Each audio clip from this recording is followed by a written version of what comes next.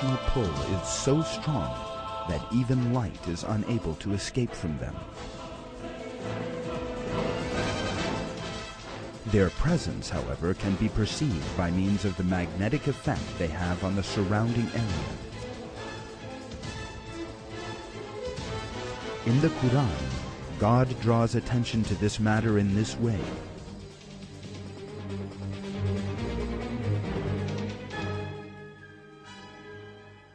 And I swear by the stars' positions, and that is a mighty oath, if you only knew.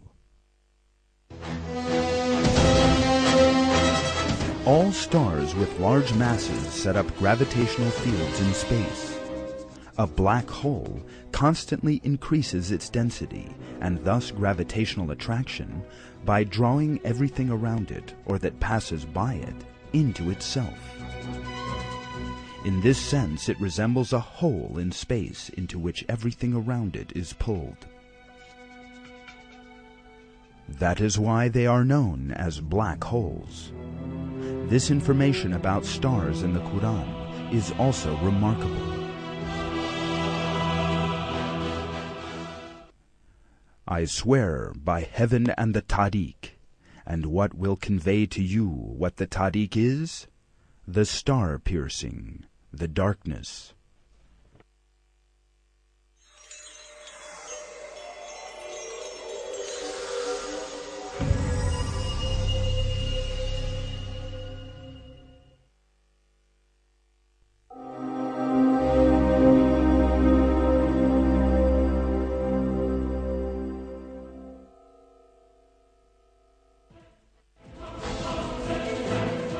Electricity.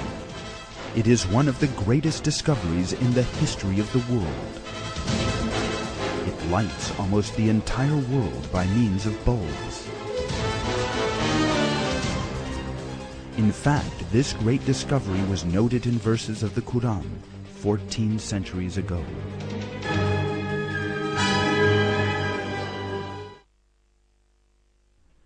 God is the light of the heavens and the earth.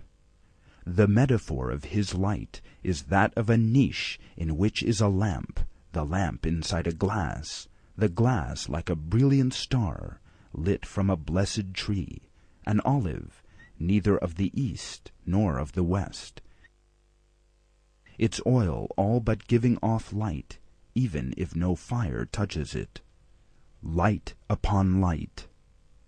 God guides to his light whoever he wills, and God makes metaphors for mankind, and God has knowledge of all things.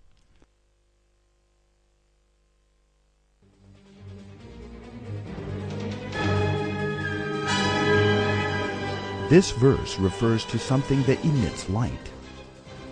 It appears that this body miraculously refers to the light bulbs used almost everywhere on Earth in the present day. A bulb is a body which shines like a star and emits light inside glass, and that is in full conformity with the description in the verse. The fact that the fuel used by this light-emitting body belongs to neither east nor west may be an indication that it has no physical dimensions. Electricity, the fuel of the light bulb, indeed is not in material dimension, but in an energy dimension. Unlike oil lamps and gas lamps, light bulbs burn without fire, in line with the description supplied in the verse. In light of all this information, it may be inferred that this verse is referring to the light bulb, a most important invention. God knows best.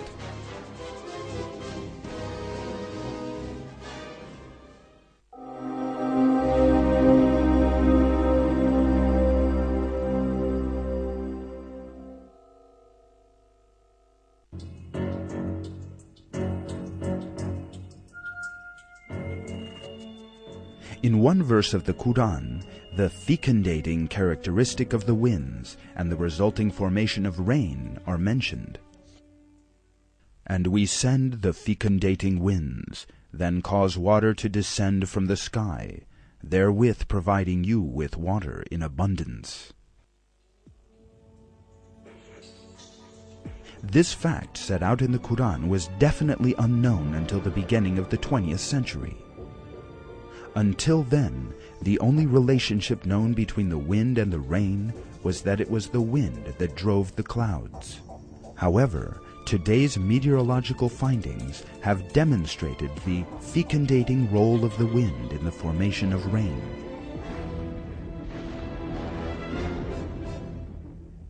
According to these findings, on the surface of oceans and seas, a large number of air bubbles form because of the water's foaming action. The moment these bubbles burst, thousands of tiny particles with a diameter of just 1/100th of a millimeter are thrown up into the air.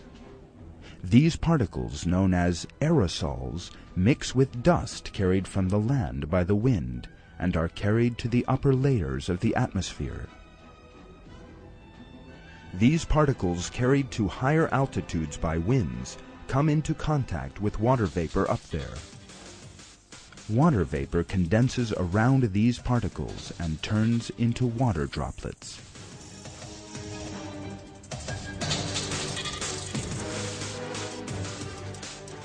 These water droplets first come together and form clouds, and then fall to the earth in the form of rain. In short, the formation of rain comes when winds fecundate the clouds with the aerosols, in just the same way it was revealed in the Quran, at a time when people knew next to nothing about natural phenomena.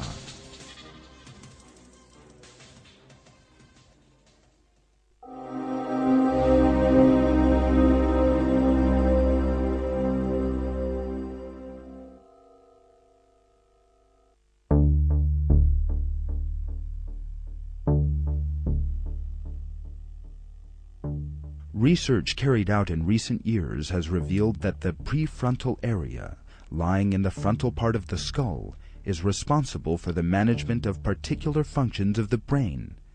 This area of the cerebrum is also responsible for planning, motivation, and initiating good and evil behavior, and it is responsible for telling lies and the truth. A book entitled Essentials of Anatomy and Physiology says, in relation to its involvement in motivation, the prefrontal area is also thought to be the functional center for aggression. Parallel information to these scientific facts discovered by scientists in the last 60 years was also imparted in the Quran 14 centuries ago.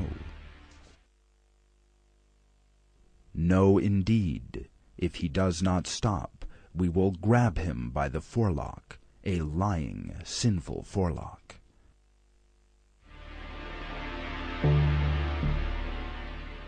The expression, the lying, sinful forelock, in this verse is most remarkable. This demonstrates a close parallel to the activities carried out in the front part of the brain.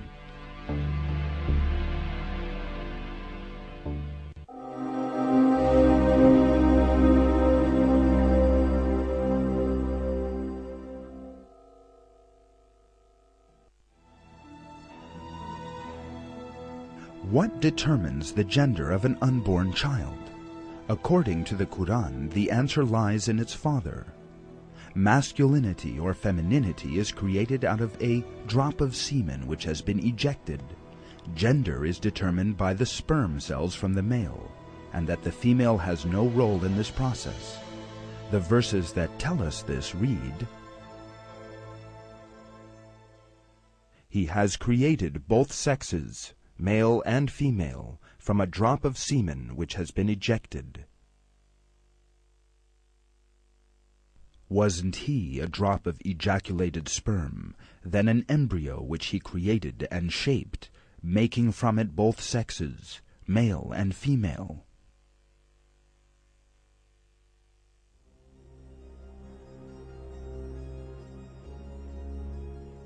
The developing disciplines of genetics and molecular biology have scientifically validated the accuracy of this information given in the Quran.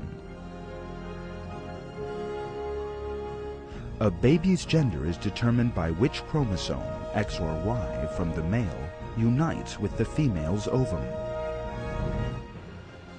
None of this was known